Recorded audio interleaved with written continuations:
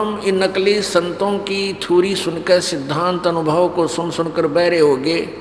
हमने ये सोच लिया कि वहाँ जैसे ये अज्ञानी संत ऋषि मैं ऋषि नकली कहते ऊपर कुछ नहीं है, ना कोई स्वर्ग है ना कोई नरक है, यही है जो कुछ है।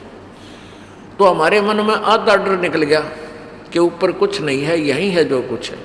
तो यहाँ कम से कम 50% ऐसे व्यक्ति हैं जो इस भौतिक सुख को प्राप्त हैं पिछले पुण्य के आधार से, तो वो भक्ति की आवश्यकता समझते नहीं कि यही है जो कुछ है। और 50% ऐसे हैं जो बहुत दुखी भी हैं, बहुत प्राणमाटी हो रही है उनकी। तो ऐसे हम भगवान की परिभाषा से अपरिचित होने से नहीं समझ सके। तो वहाँ ऊपर नरक है, नरक के अंदर बहुत भयंकर यातना इस प्राणी को दी जाती है। तो नरक के बाद फिर ये वापस आते हैं। यहाँ क्या होता है, जैसे पुण्य अलग डिपॉजिट होते हैं और पाप अकाउंट न्यारा है, दोनों आपके डिपॉजिट होते हैं जिनको संचित कर्म कहते हैं। उन संचित कर्मों में से आपका प्रारब्ध बनाकर भेजा जाता है, दिया जाता है। अब जिसके पाप घने हैं पुण्य कम है, उन्हीं में से एवरेज निकाली जाती है। जैसे 80% पाप ले लिए, 20% पुण्य, दोनों को मिलाकर आपको एक मानव शरीर दे दिया। अब जिसके 80% पाप हैं वो जन्म से ही दुख पान लगता है। पैदा होते ही कोई न कोई बीमारी, कोई फिर समस्या, फिर टांग कट गई, कितना हाथ टूट गया, अंधा हो गया, कोढ़ लग गया, कैंसर होगी। तो वो बचपन से ही ऐसे आपदाएं जो आ रही हैं ये पाप के कारण आ गई। अब यहाँ समस्या, अब मन में शंका उठेगी कि अभी जब नरक में गए तो नरक में भी पाप भोग लिए और फिर वो फिर भी रह गए। हाँ, इतने पाप हैं आपके, उन तो शीघ्र समाप्त हो जाते हैं, लेकिन पाप अंत नहीं होता। नरक के अंदर भी निर्धारित समय उन संचित पाप कर्मों से ही निकालकर आपको इतने समय तक नरक में डाला जाता है। ये वहाँ का भी एक निर्धारित समय है, जैसे यहाँ 100 वर्ष आयु है। इसके आधार से आपको पुण्य और पाप मिलाकर के प्राप्त दिया जाता है और फिर भी शेष रह जाते हैं। ऐसे ही उन पाप कर्मों से फिर भी आपके शेष रह जाते हैं नरक में भोगने के उपरांत भी। और स्वर्ग में जाने के बाद भी, क्योंकि पुण्य थोड़े होते हैं, स्वर्ग में जाने के बाद फिर आपके पुण्य बहुत कम रह जाते हैं। अब देखो, विचार करो, जैसे यहाँ की क्या व्यवस्था है। आप सुबह उठते हो और अपनी रोजी रोटी के लिए या कोई अपना घर में पोछा आदि लगाते हो, खाना बनाते हैं, कपड़े धोएं, तो इन सभी क्रियाओं में ना जाने कितने प्राणी आप मार रहे हो डेली। एक दिन में आप करोड़ों जीवों को मार के और तब विश्राम पाते हो। अब वो पाप तो स्वतः हो रहे हैं और पुण्य करण की विधि का आपको पता नहीं, क्योंकि शास्त्र विधि को त्याग कर जो मनमाना आचरण, मनमानी पूजा करते हैं, उनको आध्यात्मिक लाभ नहीं मिलता, ना उनकी गति होती, ना उनको कोई सुख होता, ना कोई सिद्धि प्राप्त होती। और इन तीनों ही उपलब्धियों के लिए, इन तीनों ही लाभ लेने के लिए हम परमात्मा प्राप्ति करते हैं। गीता जी अध्याय नंबर 16 के श्लोक नंबर 23 में ये प्रमाण है। तो शास्त्र विधि को त्याग कर आप कोई जो भी क्रियाएं कर रहे हैं वो व्यर्थ हुई, पुण्य आपका बना नहीं और पाप इतने बन गए बिना गिनती के। अब जैसे यहाँ की एक ऐसी व्यवस्था है, जैसे खेत, किसान का खेत है, उस खेत में यदि उसको संवारे नहीं, बीज बोए नहीं, जैसे गेहूं कणक जैसे भी कोई फसल प्राप्त करना चाहता है तो उसको नहीं संवारेगा तो अपने आप उस जमीन में इतने खरपतवार पैदा हो जाएगा, नरे झाड़ बोझड़े और न जाने कितना अड़ंगा, जिसका कोई यूज नहीं उसके लिए, किसान के लिए। वो तो अपने आप उग गए, ना तो बीज डालना पड़ा, ना खाद डालना पड़ा, ना उसमें कोई पानी देना पड़ा, सिंचाई भी नहीं करनी पड़ी। थोड़ी बहुत वर्षा हुई, उसी से नरा कबाड़ उग गया। और उसमें खेती प्राप्त करने के लिए, कनक तैयार बनाने के लिए, गेहूं प्राप्त करने के लिए पहले तो कितना साजबाज इकट्ठा करना पड़ा है। दो बैल परचेज करेगा, फिर हल लावेगा, फिर उसने बावेगा, खूब मेहनत करेगा, 5-4 बार उसको गुड़ाई करेगा, और फिर बीज मोल लावेगा, उसमें बीज बीजेगा, फिर खाद डालेगा, फिर सिंचाई करेगा, तब उसको फसल प्राप्त होगी, गेहूं प्राप्त होगे। तो गेहूं तो समझ लो पुण्य है, और वो खरपतवार सिर का दर्द है, वो पाप। पाप तो अपने आप होता ही इस क्षेत्र में। इस मानव शरीर भी एक क्षेत्र है, ये भी एक खेत है। इसमें इस खेत में पाप तो आप हो जाएंगे, और पुण्य करने के लिए आपने संत की तलाश करनी पड़ेगी, 2 पैसे दान भी करने पड़ेंगे, घर का काम भी छोड़कर सत्संग सुनने के लिए, सेवा करने के लिए आना पड़ेगा, जब कहीं पुण्य आपके बनेंगे। अब इसका उद्देश्य क्या है दास का, आपको समझाने का सारा, कि सतगुरु जब मिल जाएंगे तब आपके पाप नाश हो जाएंगे। पाप नाश हो जाएंगे तो उन पापों के कारण जो भी हमें कष्ट उठाना था, नरक में जाना था, या कि यहाँ कोड लागना था, आंख फूटनी थी, अंधा होना था, वो नहीं होगा, क्योंकि वो उन्हीं के कारण होना था। वो पाप परमात्मा कबीर जी की सत्य भक्ति वो नाश कर देगी, तो फिर हमने पाप भोगने नहीं पड़ेंगे। ऐसे ये छुटकारा होगा। ये होगा कैसे? सतगुरु की शरण में आने से। नकली सतगुरुओं से ये लाभ आपको नहीं मिलेगा।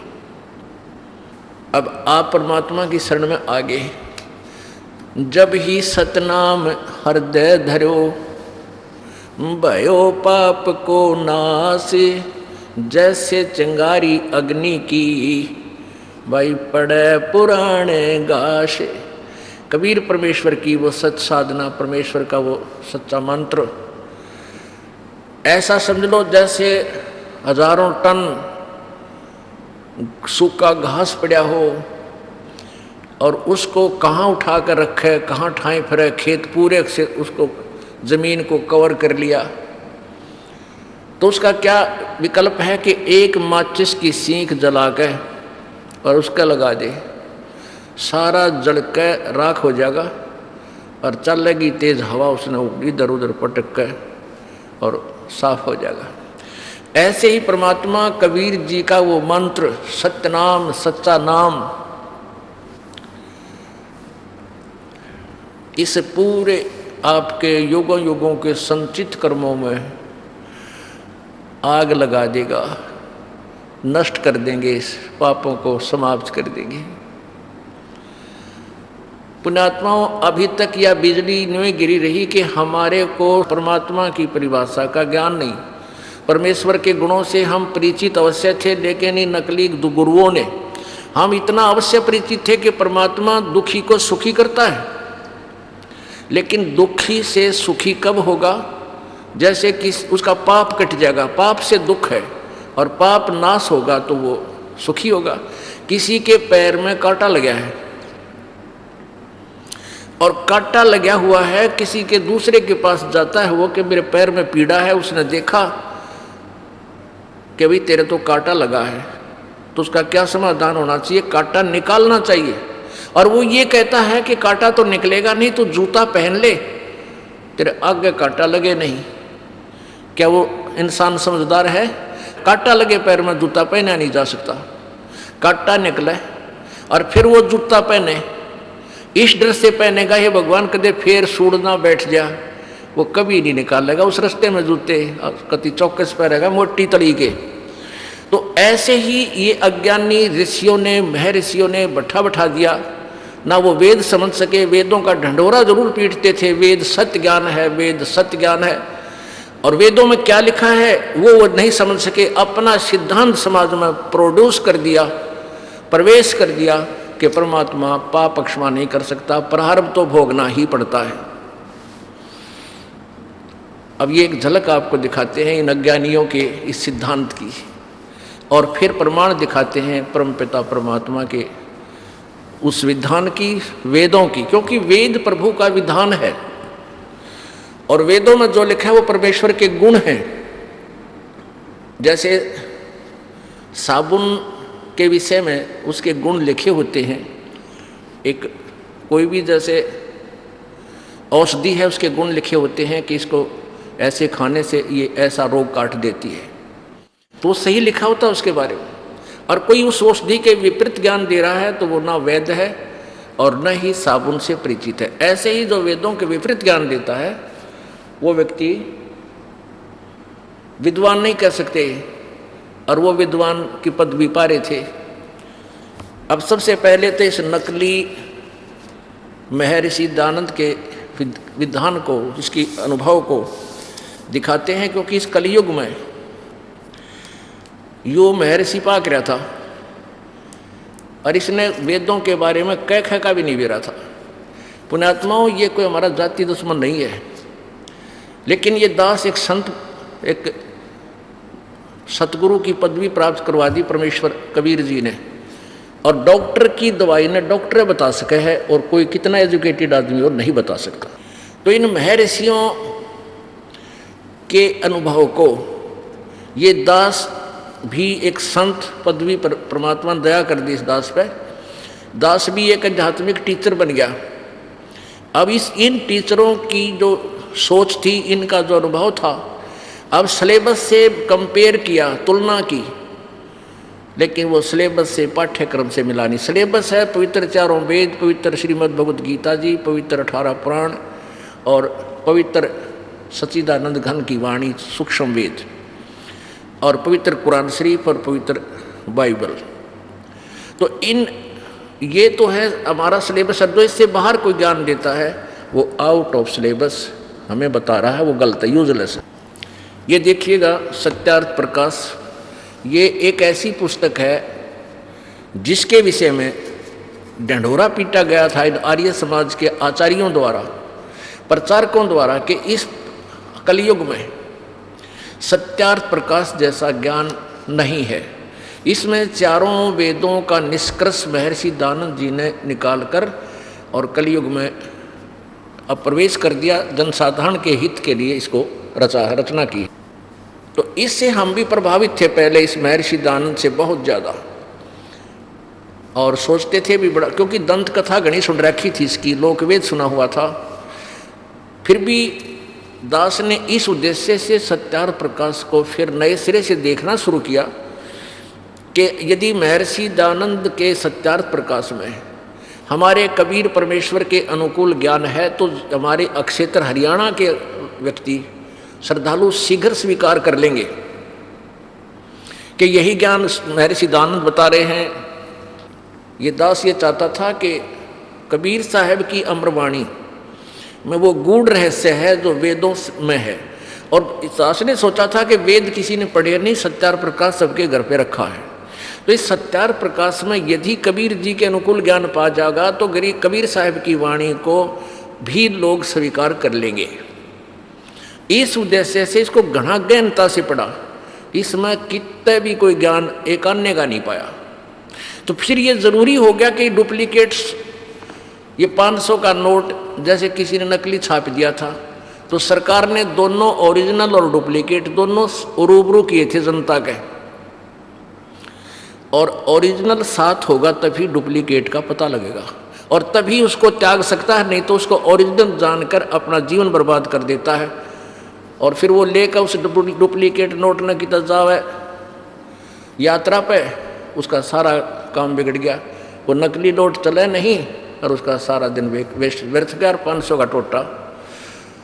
तो आपका जीवन बर्बाद कर रहे थे ये नकली संत ऋषि महर्षि, और बोलिए जनता इनको विद्वान मानती थी, क्योंकि ये केवल एक संस्कृत भाषा पढ़े हुए थे जिसको हम नहीं जानते थे, हमारे पूर्वज नहीं जानते थे, इसलिए इनकी महिमा होगी। अब वर्तमान में यह अंग्रेजी ऐसी हो रही है, जो अंग्रेजी बोल पड़े उसके मुंह का नहीं देखें, जब बड़ा एजुकेटेड आदमी है। भाषा तो भाषा है, चाहे अपनी सिंपल लैंग्वेज में बात कर ले, ज्ञान वही होना चाहिए, विचार वही होने चाहिए अच्छे जो आप बताना चाहते हो। उसको किसी लैंग्वेज के माध्यम से आप दूसरे तक पहुंचा दो, भाषा का इतना काम है, उसके बाद इसका कोई यूज नहीं। तो इसमें देखा ही तो सारा काम बिगाड़ रखा। कबीर जी तो कहते हैं जब ही नाम हृदय धरो भयो पाप को नाश, और जैसे चिंगारी अग्नि की या पड़े पुराने घास। और महर्षि दानंद का सत्यार प्रकाश क्या बता रहा है ये देखिएगा। अब देखो इस पोज ने देख के आदमी जबर अपने आप स्वतः प्रभावित हो जाता, भाई ये तो महर्षि पढ़ा था, बड़ी गजब की समाधि ला रहा है। और ये भी समाधि वाले का ज्ञान देखियो किसा,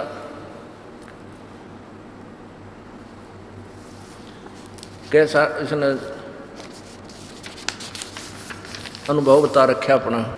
ये है अथ सत्यार्थ प्रकाश है। इसके विषय में क्या लिखा है कि वेद आदि विविध सद शास्त्र प्रमाणई संविंत, यानी वेद आदि सद शास्त्रों में से प्रमाणों से इसकी रचना की है। किसने की है? श्रीमद् परमहंस परिव्राजकाचार्य महर्षि दयानंद सरस्वती स्वामी विरचित। इनकी उपमा यहाँ से शुरू करी है, श्रीमद् परमहंस परिव्राजकाचार्य महर्षि दयानंद सरस्वती स्वामी विरचित है। इतनी उपमा दे रखी है इस महापुरुष को। और कहाँ से ये प्रकाशक कहाँ से है इसका? वैदिक यति मंडल दीनानगर, दयानंद मठ दीनानगर पंजाब से। और ये प्रिंट कहाँ से हुआ है? मुद्रक आचार्य प्रिंटिंग प्रेस, दयानंद मठ गोहाना मार्ग रोहतक से। अब इसके समोल्लास नंबर 7 में आपको दिखाते हैं, सप्तम समोल्लास में। ये देखिएगा अब कितना अड़ंगा कर रखा है इस आदमी ने। सत्यार्थ समोल्लास, सप्तम समोल्लास सत्यार्थ प्रकाश है। ये 7वां समोल्लास यहाँ से शुरू होता है 151 पृष्ठ तक, ये 150 है। और यहाँ से शुरू होता सप्तम समोल्लास प्रारंभ। और यहाँ किसी ने प्रश्न किया है कि वेद में ईश्वर अनेक हैं, इस बात को तुम मानते हो वा नहीं? उत्तर स्वामी जी महर्षि दयानंद जी कह रहे हैं कि नहीं मानते, क्योंकि चारों वेदों में कहीं यह नहीं लिखा जिससे अनेक ईश्वर सिद्ध हों, किंतु यह तो लिखा है कि ईश्वर एक है। अब ये ध्यान से देखना। अब पहले ये देखते हैं कि ये ईश्वर का अर्थ ब्रह्म बोलते हैं, ब्रह्म। ये प्रथम समोल्लास प्रश्न नंबर 15 पर, प्रथम समोल्लास से है प्रश्न नंबर 15 पर।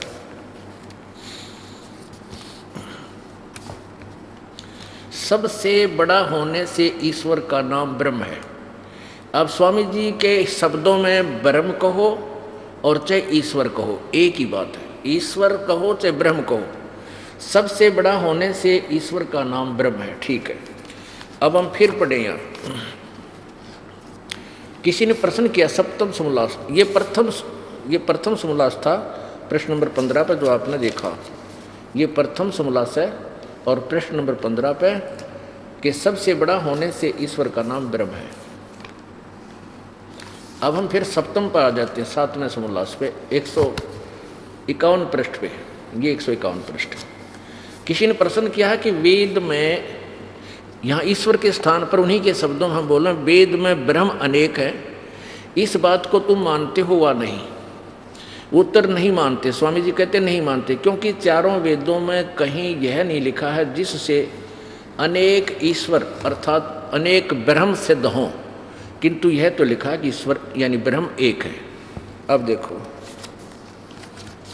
154 पृष्ठ पर प्रश्न है, 154 पृष्ठ पर प्रश्न है कि ईश्वर यानी ब्रह्म साकार है व निराकार? उत्तर स्वामी जी का निराकार है। अच्छा भाई, ये यहाँ पर 155 पर अगले ही पृष्ठ पर अपने थ्योरी अपने सिद्धांत को आप ही खंडित कर रहा है। कंट्राडिक्टरी स्टेटमेंट इनकी।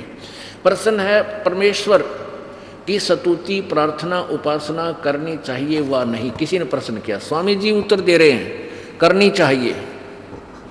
क्या स्तुति आदि करने से ईश्वर अपना नियम छोड़ स्तुति प्रार्थना करने वाले का पाप छुड़ा देगा? स्वामी जी का उत्तर है नहीं, पाप नहीं छुड़ा सकता, पाप नहीं नाश करता। तो फिर स्तुति प्रार्थना क्यों करना? स्वामी जी उत्तर दे रहे हैं उनके करने से फल अन्य ही है और फल होता है। प्रश्नकर्ता ने कहा वो क्या है? स्वामी जी ने उत्तर दिया है कि स्तुति से ईश्वर में प्रीति, उसके गुण कर्म स्वभाव से अपना गुण कर्म स्वभाव का सुधरना, प्रार्थना से निरअभिमानता, उत्साह और सहाय का मिलना, उपासना से परब्रह्म। अब ये दो ब्रह्म हो गए, एक ब्रह्म एक परब्रह्म, एक दादा एक परदादा।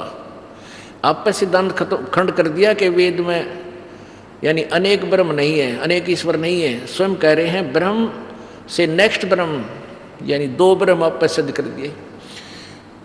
यानी उपासना से परब्रह्म से मेल, ब्रह्म से भी दूसरे ब्रह्म तक, यानी और साक्षात्कार होना उसको साक्षात्कार तो निराकार का हो ही नहीं सकता।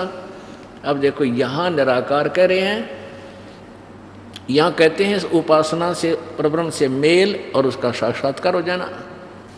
अब बता इसका कितना कोई आधार था? सारी निराधार बकवाद गढ़ रखी इसमें। अब देखो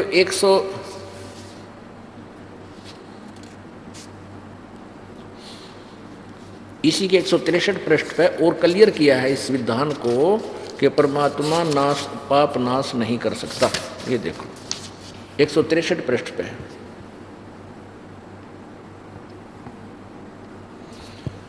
सप्तम समोल्लास में, प्रसन्न अपने भक्तों के पाप अक्षमा करता है व नहीं, यानी पाप नाश करता है व नहीं। उत्तर स्वामी जी का नहीं, क्योंकि जो पाप अक्षमा करे तो उसका न्याय नष्ट और सब मनुष्य महापापी हो जाएं, क्योंकि उनको पाप करने में उत्साह और निर्भयता हो। जैसे कोई राजा अपराधियों के पाप की अक्षमा करे तो वे अधिक अधिक अपराध करने लगें, और जो अपराध नहीं करता वह भी अपराध करने से न डरेगा। इसलिए सब कर्मों का यथावत फल देना ईश्वर का काम है, अक्षमा करना नहीं। ठीक। अपने आत्माओं,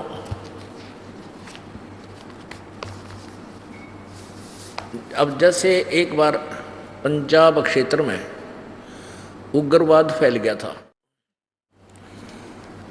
और बहुत से बच्चे कुछ लोगों के भ्रमित करने से बहुत ही अपराधी हो गए थे।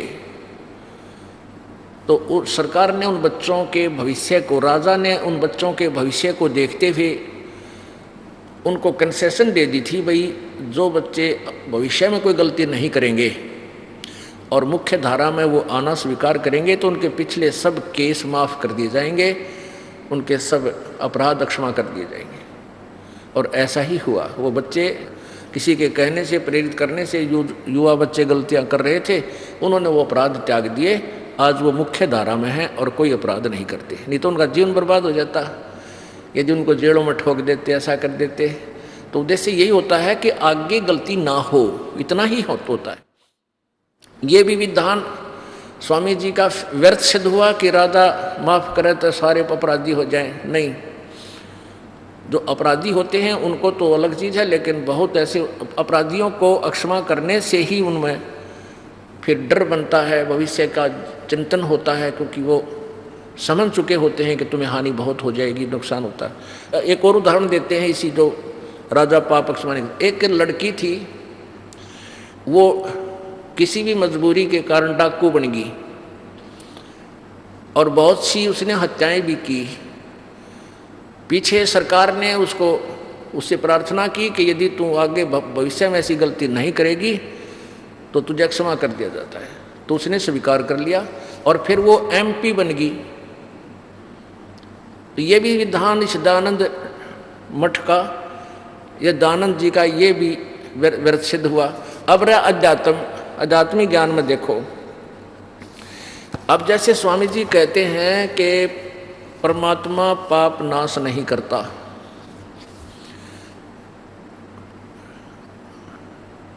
उससे क्या और क्या करता है, उससे क्या लाभ है? उपासना से अपने आत्माओं, कोई वैद्य है और बहुत सुप्रसिद्ध वैद्य का बोर्ड लगा रखा है, और वहाँ जाता है कोई सुप्रसिद्ध वैद्य से प्रश्न करता है कि क्या औषधि खाने से रोग नाश हो जाएगा?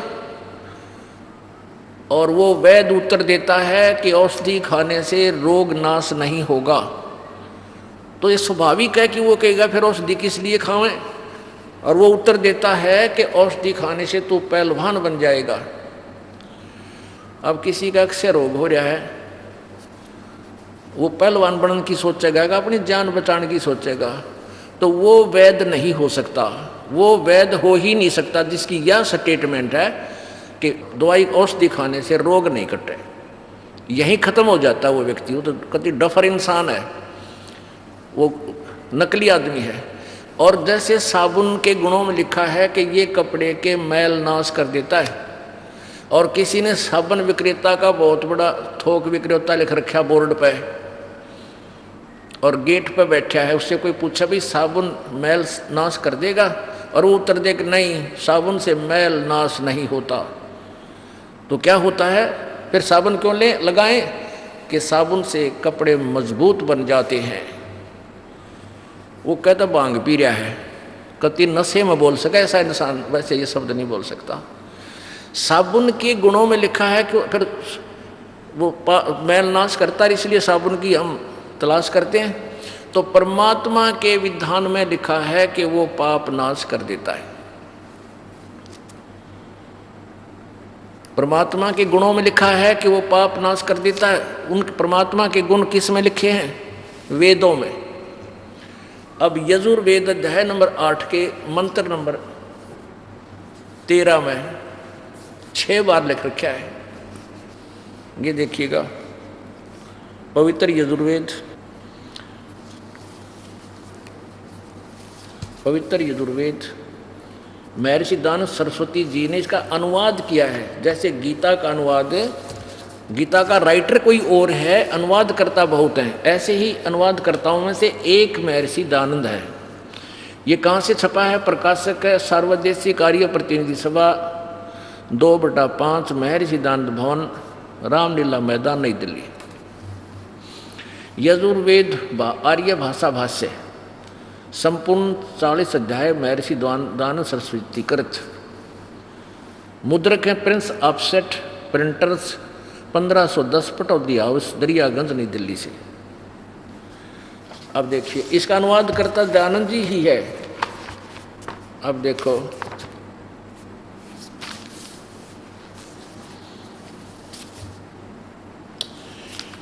अष्टमों अध्याय 8वां अध्याय, और ये देखो 13वां मंत्र, ये 13वां मंत्र है।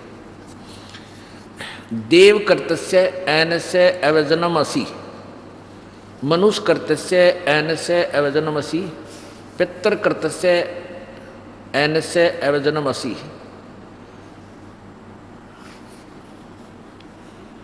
अनस्य अनस्य, ओहो अनस्य अनस्य यानी अपराध के अपराधों को भी वो पाप कर माफ कर देता है। यहाँ अनुवाद किया 242 पृष्ठ पे, नेक्स्ट पे महर्षि दानंद ने लिखा है कि हे सबके उपकार करने वाले मित्र आप।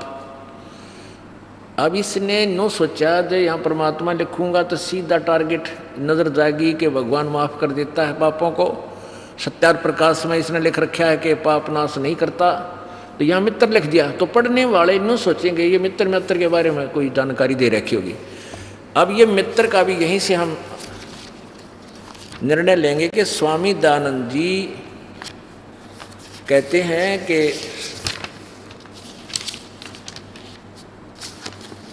ये सत्यार्थ प्रकाश, वही सत्यार्थ प्रकाश, समोल्लास नंबर प्रथम समोल्लास में सत्यार्थ प्रकाश प्रथम समोल्लास और पृष्ठ 18 पे इसी प्रकाशन का यहाँ लिखा है कि जो सबसे स्नेह करे सबको प्रीति करने योग्य है, वह परमेश्वर सबका सच्चा मित्र है, इससे परमेश्वर का नाम मित्र है। तो यहाँ परमेश्वर लिख दें इन्हीं के शब्दों में, हे सबके उपकार करने वाले मित्र, यानी परमेश्वर आप दान देने वाले के, एनस्य माने अपराध कहो चाहे पाप कहो, देखो इन खुद एनस्य का अर्थ पाप भी किया है, क्योंकि हम इतने अनजान हैं कि इस यहाँ तक हम सोच भी नहीं सकते, तो इसलिए बार बार ये दिखाना पड़ता है कि इन चतुरता दिखाने की चेष्टा की है, लेकिन सच्चाई छुप नहीं सकी। इस महापुरुष ने बहुत से स्थानों पर वेद के अन्य अनुवादों में जहाँ पर परमात्मा को साकार सिद्ध किया है, लिखा है मनुष्य परमात्मा सह शरीर है, तो इसने वहाँ उलट पुलट कर दिया उसका, कि कोई ये ना समझ ले कि भगवान साकार लिखा वेदों में, क्योंकि हम तो हिंदी पढ़ सकते थे, अनुवादित इन महापुरुषों के द्वारा किए गए अनुवाद को ही पढ़ सकते थे, इसलिए इसने वहाँ अड़ंगा अड़ा दिया। जैसे 5वें यजुर्वेद के 5वें अध्याय के प्रथम मंत्र में 2 बार लिखा परमात्मा सह शरीर है, साकार है, अग्ने तनुरसी विष्णुवे तवा सोमस्य तनुरसी, तो इसने वहाँ बिरना के का के लिख दिया, हे मनुष्यो, हे जैसे हम लोग हवी फलान दकड़ प्रण क्यों के अड़ंगा डाकर कित का के बना दिया उसका, यानी वो उलझा दिया। तो यहाँ 6 बार लिख रखा परमात्मा नाश पाप नाश कर देता है, तो यहाँ इसका दाव लगा नहीं कि न्यू इसको अनुवाद ना गलत कर दे, कहाँ तक करता, एक जगह लिखा होता तो ईसा भट्ठा बैठा देता, हमारा 7 जन्म समझ में नहीं आती, ईसा डंगा कर जाता है। तो यहाँ परमात्मा ने कृपा कर दी, क्योंकि चोर चुरावे तुमबड़ी रो गाड्डे पानी में, वह गाड्डे वह ऊपर आवे, इन सच्चाई इच्छा नहीं ना। चोर ने कोई तुम्बा चुरा लिया और उसने पानी में दाबिका हुआ नीचे गारा में लाता गेल छिड़कर फिर ऊपर आवे, इतना वो साथ वापस आ ले। तो इन्होंने चेष्टा की है इस तुम्बे को पानी में छुपाने की, इस सच्चाई को दबाने की चेष्टा की, लेकिन सच्चाई कभी दब नहीं सकती, मिट नहीं सकती, समय थोड़ा सा लेट लेती है, इसकी स्पीड धीरे धीरे है, लेकिन अंत में सत्य की विजय होती है। हे सबके उपकार करने वाले परमेश्वर आप दान देने वाले के, एन से माने अपराध के, पाप के नाश करने वाले हो, पाप को अक्षमा करने वाले हो। मनुष्य कर्तस्य, साधारण मनुष्यों के किए हुए अपराध के विनाश करने वाले हो। अवजनम माने विनाश, एन से माने अपराध या पाप। पिता के किए हुए, एन से माने अपराध के अच्छे प्रकार हरने वाले यानी नाश करने वाले हो, एक ही बात है, भाषा का अंतर है। अपने किए हुए, एन से माने पाप के, अवजनम माने दूर करने वाले हो। एन से ओहो, अधर्म के अधर्म यानी घोर पाप के भी आप अवजनम नाश करने हारे हो। मैं हो जानता हुआ मैं जो कुछ भी अधर्म आचरण किया करता हूँ वह करूँ, किया पहले किया या ईब कर रहा हूँ या आगे करूँ, अनजान मैं जो कुछ भी किया करता हूँ वह करूँ, उस सर्वस्व माने सबके, सब आप एन से माने पाप के, दुष्टाचरण लिखा है, पाप के, अवजनम माने दूर करने वाले, नाश करने वाले, असी माने। ओह, अब वेद तो क्लियर कह रहा है कि अनजानपणे में चाहे मन पहला करे और चाहे वर्तमान में कर लिया, चाहे आगे भी कर लूँ, यानी अनजानपणे में इच्छा कर मारे नहीं बेन इच्छा मर जा, कह कबीर ताश का पाप नहीं लगाए। ये था यो नकली महर्षि, क्योंकि भांग पिया करता है और भांग पी के मैं बांट दे, इसने अपना मेरा तू सत्यार प्रकाश में एक पृष्ठ पर किए लिखा है, अगले पर तू क्या उदाहरण दे रहा है, वो तेरी साधना को, तेरी अपनी ही चोरी को खंडित कर रहा है। तो इतनी मूर्खता तो कोई भी नहीं कर सकता कि इस पृष्ठ पर निराकार लिख रहा है, इस पर साकार के उसका साक्षात्कार हो जाता है, यो भांग पिया करता है। पुण्यात्माओं, हमें इनसे कोई द्वेष नहीं था, लेकिन अब इसका विरोध करना आवश्यक हो गया जनता को जागृत करने के लिए, जनता को जागृत करने के लिए। जैसे किसी के दूध में एक दूध विक्रेता था और उसके दूध में छपकली गिर गई और उसने खूब घोट रखा। वहाँ से लोग दूध पीने जाया करते सामने, परसों प्रसिद्ध था।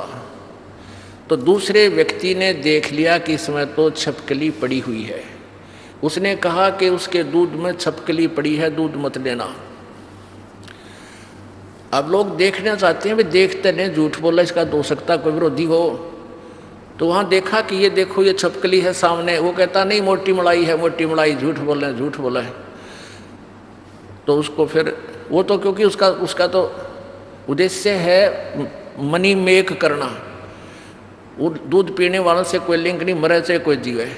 और वो परमार्थी व्यक्ति हमें बता रहा है कि ये मत पीना, इसमें ये हानिकारक है। तो ऐसे ईव ये सत्यार प्रकाश या इसमें छपकली डाल रखी इसने, वेदों का नाम लेकर इसमें छपकली है, यानी यह नाश जीवन नाशक, इसमें मनुष्य के जीवन नाशक विचार हैं। इनसे तभी हम दूर हटेंगे जब अपनी आँखों छपकली देख लेंगे। तो ये आपको आँखों दिखा रहा है दास के देखो इसमें यह छपकली है और इसके निकट भी मत जाना, इसको छूना भी नहीं, इतना गंदा शास्त्र है। अब इसने भांग पी कर लिखा, ये देखो, ये महर्षि दयानंद की आत्मकथा एक पुस्तक है, इन्हीं आर्य समाज के द्वारा प्रकाशित है। और इसमें ये वो विचार लिख रखे हैं जो दयानंद जी ने अपने कर कमलों से लिखकर पत्र भेजे छपवाने के लिए। वैदिक पुस्तकालय दयानंद आश्रम केसरगंज अजमेर से छपी हुई है। ये इसके प्रकाशक हैं, आत्मकथा दयानंद सरस्वती।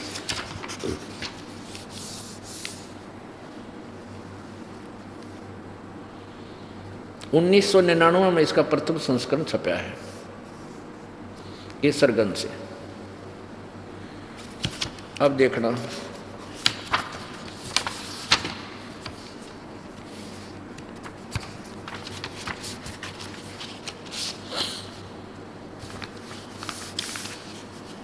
प्रश्न नंबर 22 पे देखो,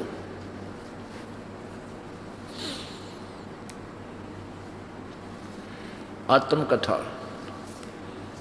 तत्पश्चात जिस वस्तु की खोज में था उसके अर्थ आगे को चल दिया और आसूद सुदी 2 संवत 1913 यानी सन 1856, ये सन 1856 में तो भांग पिए पड़ा था। आगे देखो, को दुर्गा कुंड के मंदिर पर जो चांडाल गढ़ में है पहुंचा, वहाँ 10 दिन व्यतीत किए। वहाँ मैंने चावल खाने सर्वथा छोड़ दिए और केवल दूध पर अपना निर्वाह करके दिन रात योग विद्या के अध्ययन और अभ्यास में तत्पर रहा। दुर्भाग्यवश वहाँ मुझे बड़ा दोष लग गया, अर्थात भांग पीने का स्वभाव हो गया। सो कई बार उसके प्रभाव से मैं सर्वथा बेसुध हो जाया करता, यानी बेहोश हो जाता था। अब पुण्यात्मा इसका विज्ञान कितनी चोरी देखो, कितना इसके वचन देखो, क्या बोल रहा है ये कि मैंने चावल खाने तक छोड़ दिए, दूध पी के और योग अभ्यास के और अध्ययन में लीन रहता था। चावल तक खाने छोड़ दिए और भांग पीने लग गया। अब पुण्यात्मा भांग पी का आदमी, और वो चाहे कितना कट लाग जाए, आसन पद्म लगाया करते, ये आसन पद्म आप ला लो इस अभ्यास करके और बैठ जाते, और भांग का पी कर मार कर उठा और बैठ जाता, चाहे गर्मी लागो चाहे सर्दी, कितना पड़ा रहो भांगी ने के मेरा कित पड़ा है तो ये लोग तो नहीं सोचते महाराज जी भाई सामने बैठा था वो अभी तक ध्यान लग रहा छड़ी हो ना इसने, जब भांग उतर ले जब उठा हो, और तो नहीं सोचो बड़ा कसूता साधक भाई, अरे यो डोए डले। अब देखो, आप पहले शराब पीते थे या बीड़ी पीते थे या कोई भी व्यसन करते थे, मांस खाते थे, इस दास के पास आते हो, ये सबसे पहले दास आपको कहता है ये बुराई जिंदगी में छूनी नहीं है। यदि आप नाम लेकर के ये व्यसन करोगे तो आपका नाम खंडित हो जाएगा, नाम नहीं रहेगा, भक्ति साधना समाप्त हो जाएगी। यही नियम है प्रभु का। और ये तो साधना काल में पिया था, ये तो साधना काल में पिया करता है। और तो फिर साधना काल में जो अड़ंगा करे है, बकवाद करे है, तो किसा योगी है, किसा भगत से हो। अब इसलिए इसने सत्यार प्रकाश लिखा ही भांग पीते पीते। अब इनके बारे में एक बहुत सी कुछ दंत कथा सुनाते हैं। कहते हैं सन 1857 के स्वतंत्रता युद्ध में महर्षि दानंद का बड़ा योगदान था। रट ये 1856 में बाद आसद में था, भांग पिए पड़ा था, भांग का पीण लग गया था यो। और इन्हीं की जीवनी में लिखा है कि 3 वर्ष सन 1856, 57, 58 में इसका इन्होंने बेरा था कि अंडरग्राउंड हो गया जब ये झगड़ा सा हुआ।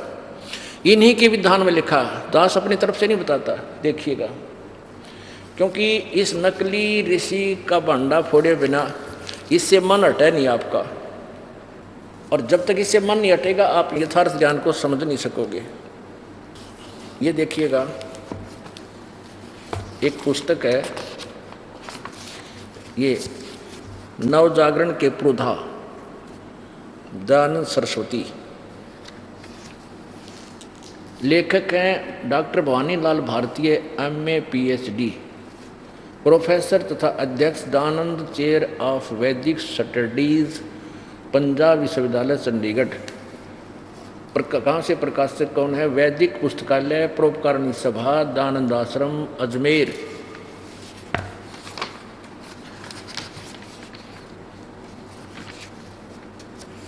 मुद्रक है सतीश चंद्र शुक्ल, प्रबंधक वैदिक मंत्रालय अजमेर। अब यहाँ देखो, इसके 38 पृष्ठ पे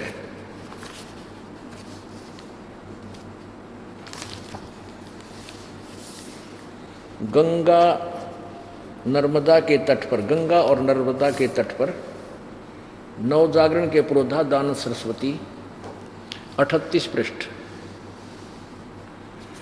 सन 1856 के मई मास में वह नाना के घर कानपुर गया। ये 1856, 1913 का हो, और आगे 5 मास तक कानपुर इलाहाबाद के बीच ही चक्कर काटता रहा।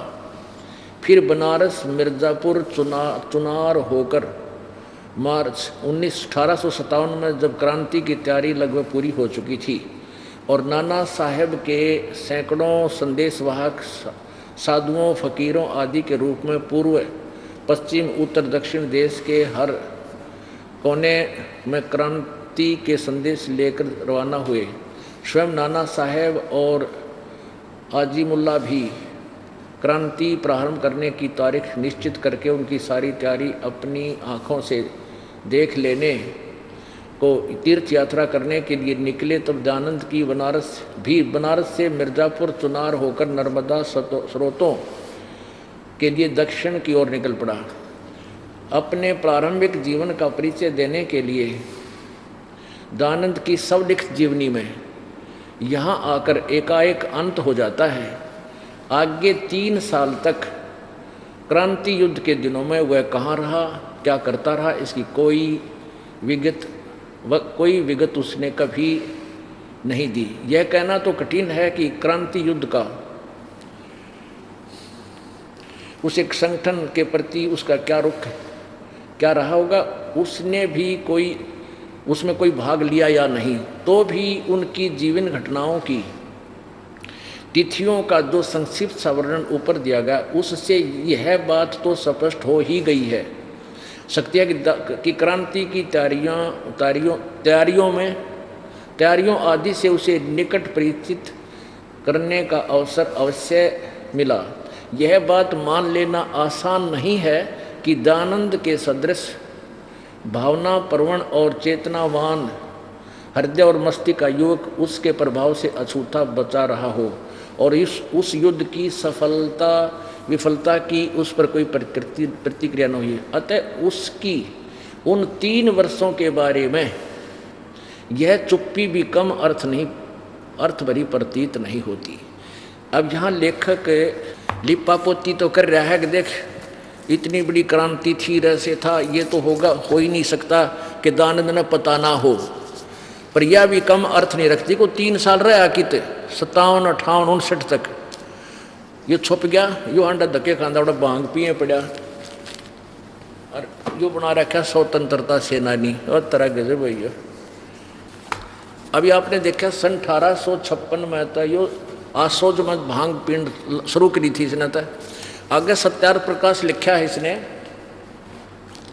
तो सत्यार्थ प्रकाश की रचना भी भांग पीकर ही की है। सत्यार्थ प्रकाश की रचना इसने भांग पीते हुए की है। नहीं तो 8वें समोल्लास में इसने लिखा कि सूर्य पे आदमी रहते हैं जैसे यहाँ रहते हैं, तो बिना नशे का आदमी को भी लिख सकता है। ऐ तरह के देखिए, फिर देखो एक बार सत्यार्थ प्रकाश।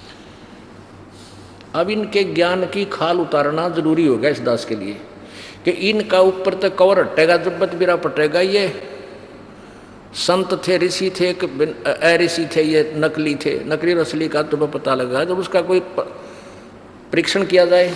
8वें अध्याय का ये देखो, 8वें अध्याय के लास्ट में लिखा है इसने,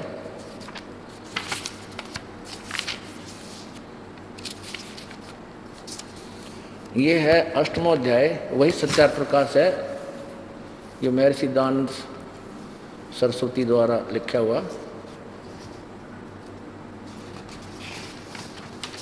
ये वैदिक यतिमंडल दयानंद मठ दीनानगर पंजाब से प्रकाशित है और आचार्य प्रिंटिंग प्रेस दयानंद मठ गोहाना मार्ग रोहतक से ये मुद्रित है, यहाँ छपया है। और यहाँ देखो 197वें पृष्ठ पे 8वां समोल्लास है। किसी ने प्रश्न किया कि सूर्य, चंद्र और तारे, सूर्य, चांद और तारे क्या वस्तु हैं और उनमें मनुष्य आदि सृष्टि है व नहीं। अब मनुष्य आदि का अर्थ है मनुष्य भी, साथ में डांगर डोर, पशु पक्षी, ये हैं या नहीं। स्वामी जी उत्तर देते हैं ये सब भूगोलोक और इनमें मनुष्य आदि प्रजा भी रहती हैं। यानी सूर्य पे और चंद्रमा पे, तारा पे, चलो चंद्रमा का तो शीतल सा लग गया था, भी मान लिया हुआ हम इसकी बात ने, और सूर्य पे लिख रखा गट देख, ये सब भूगोलोक और उनमें मनुष्य आदि प्रजा भी रहती है। ये सब भूगोल लोक हैं और उनमें मनुष्य आदि भी सब रहते हैं। पृथ्वी, जल, मन, अग्नि, वायु, प्रकाश, चंद्र, नक्षत्र और सूर्य, जो सूर्य साथ ले रहा है यो, इनका वसु नाम इसलिए है कि इन्हीं में सब पदार्थ और सब प्रजा वसती हैं। सारे पदार्थ, ये काजू, किस्मत, सेब, संतरे, गेहूँ, कणक, चना, जड़ी बूटियाँ सारी हैं सूर्य के ऊपर। ये सबको बसाते हैं, जिसलिए वास के निवास के घर हैं, निवास रहने के स्थान है ये, इसलिए इनका नाम वसु है। जब पृथ्वी के समान सूर्य, चंद्र, नक्षत्र वसु हैं, पश्चात उनमें इसी प्रकार प्रजा के होने में क्या संदेह है। कर दिया क्लियर कि जब सूर्य की तरह, पृथ्वी की तरह सूर्य भी वसु है, तो इनमें ये इसी प्रकार प्रजा, यानी यहाँ जो जितने प्राणी हैं, मनुष्य, पशु पक्षी के होने में क्या संदेह है। जैसे परमेश्वर का छोटा सा ये लोक पृथ्वी सृष्टि से भरा हुआ है, तो क्या वे सब लोग शून्य होंगे। परमेश्वर का कोई भी काम निष्प्रयोजन नहीं होता। तो इतने असंख्य लोकों में मनुष्यादि सृष्टि न हो तो सफल कभी हो सकता है। इसलिए सर्वत्र मनुष्यादि सृष्टि है। हो गया क्लियर। इस भांगी ने, अरे आंख आम बालक भी कलम रुक जानो, कोई कह सूर्य पर आदमी रहते हैं वो भी नहीं लिखा है, कति बोली बूझ भी ना, बोली बूझ तो लिखा कि ये तो भांग पिए पड़ा था। और जो मन में यहाँ उसमें आदमी रहते हैं पृथ्वी पे, अन्य बाग बगीचे हैं। अब किसी ने पूछा कि क्या वहाँ पर ये सब पदार्थ भी हैं जो यहाँ सेब, संतरे, काजू, दरिया, हाँ पृथ्वी वहाँ पर सब कुछ है। ये देखो यहाँ क्या कहता है, ये स्वयं ही 198वें पृष्ठ पे 8वें समोल्लास में, यहाँ तक तो आपने पढ़ लिया। अब क्या कहता है कि दाता परमात्मा ने जिस प्रकार के सूर्य, चंद्र, ध्रुव, पृथ्वी, भूमि, अंतरिक्ष और तत्तर सत सुख विशेष पदार्थ पूर्व काल में रचे थे, जैसे परमात्मा ने सूर्य, चंद्रमा और ये पृथ्वी आदि सारे और उसमें जितने भी सुख पदार्थ, यानी सेब, संतरे, काजू, किशमिश, कणक, पहाड़, बाग, बगीचे, फलदार वृक्ष जो पूर्व काल में रचे थे, वैसे ही इस कल्प में अर्थात इस सृष्टि में रचे हैं और तथा सब लोक लोकांतरों में भी बनाए हैं। भेद किंचित मात्र नहीं होता। किसी ने प्रश्न किया कि जिन वेदों का इस लोक में प्रकाश है, उन्हीं वेदों का उन लोकों में, पृथ्वी पर आदि में भी प्रकाश है वानी अभांगी यून साइडी के उन्हीं का है। अरे तरह यानी इन वेदों को सूर्य पर भी पढ़ा जा, कति फाइनल कर दिया इसने। वहाँ बाग बगीचे भी हैं और इन वेदों को सूर्य में रहने वाली प्रजा विद्वान पुरुष पढ़ते हैं। और इस आदमियों का इनको महर्षि की पदवी प्राप्त थी। है मेरे भगवान, फूट के भाग मारे। अब ये तो एक वर्तमान के ऋषि की सिद्धांत था कि पाप नाश नहीं करता भगवान, और वेद कहते हैं ठोक कर 6 बार लिख रखा कि घोर पाप भी परमात्मा नाश कर देता है। अब इसके साथ साथ इन और ऋषि बह ऋषियों का भी थोड़ा सा पल्ला उठा के दिखाते हैं आपको, ये किसे विद्वान थे। श्रीमद् देवी भागवत, गीता प्रेस गोरखपुर से प्रकाशित है।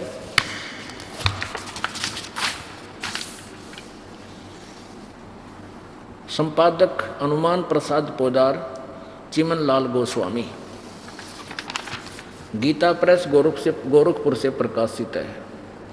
प्रकाशक एवं मुद्रक गीता प्रेस गोरखपुर, गोविंद भवन कार्यालय, कोलकाता का संस्थान। ये इनके फैक्स फोन नंबर है। अब देखो इसके 282 से 84 पृष्ठ पर देवताओं के गुरु बृहस्पति जी के विचार आपको दिखाते हैं। ये है 5वां स्कंद। यहाँ पर संक्षिप्त देवी भागवत पृष्ठ 282 पे। अब नीचे देखो, व्यास जी कहते हैं देवराज इंद्र की बात सुनकर बृहस्पति जी कहने लगे, यानी देवताओं के गुरु हैं बृहस्पति जी, इनके विचार सुनो। यहाँ 282 पृष्ठ पे वही बोलते हुए आ रहे हैं। क्या बताते हैं कि प्रारब्ध कर्मों का भोग बिना भोगे नहीं हो सकता। अभाव, प्रारब्ध कर्मों का अभाव बिना भोगे नहीं हो सकता। प्रारब्ध में जो जैसे भी कर्म लिखे हैं, पाप या पुण्य, वो सब भोगने ही पड़ते हैं। और ये संपूर्ण देवता तुम्हारे सहायक हैं। तुम स्वयं बुद्धिमान हो, फिर भी जो होनी है वह होकर ही रहेगी, तुम उसे टाल नहीं सकते। ऐसी स्थिति में सुख और दुख की चिंता में नहीं पड़ना चाहिए। महाभाग दुख और सुख ये दोनों कर्म से है। पुण्य